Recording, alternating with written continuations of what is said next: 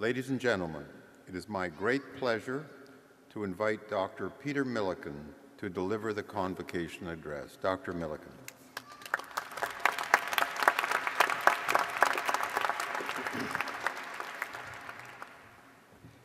Mr. Chancellor, Madam Vice Chancellor, Madam Vice Chair, distinguished guests, fellow graduates, ladies and gentlemen, je suis honoré d'être invité d'être ici aujourd'hui. C'est un grand plaisir pour moi et aussi un grand honneur. Merci beaucoup pour l'invitation. I'm honored to be invited to this convocation and to receive this degree at your hands, Mr. Chancellor.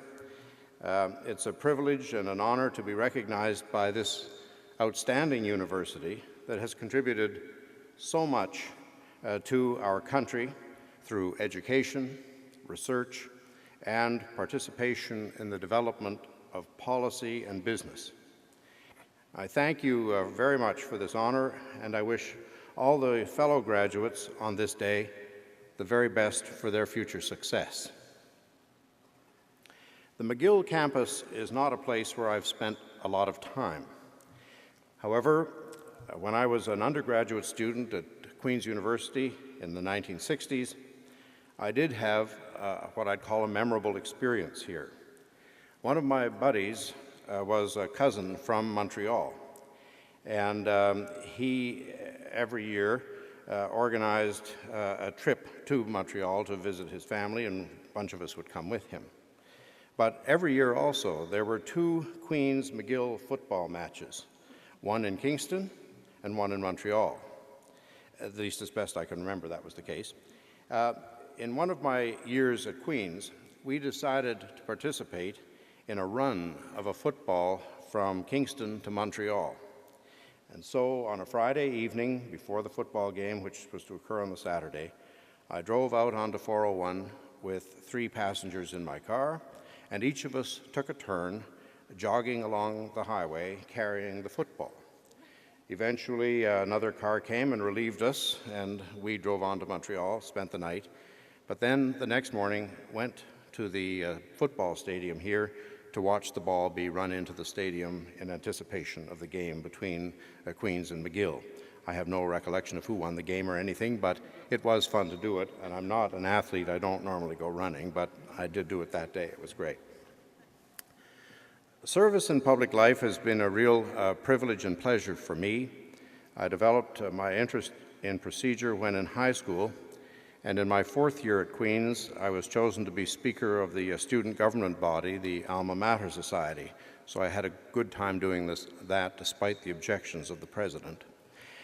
Experience and learning at university can be a very important thing, and I hope that today's graduates have found things like this out during their studies that will open doors for them and opportunities in a very wide variety of fields for each and every one of you in the years to come.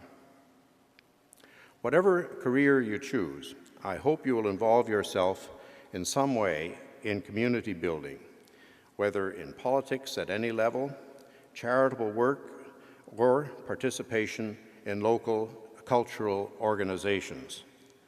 All of these can benefit from your knowledge and your talents, and all of us can learn more by sharing our views and ideas with others.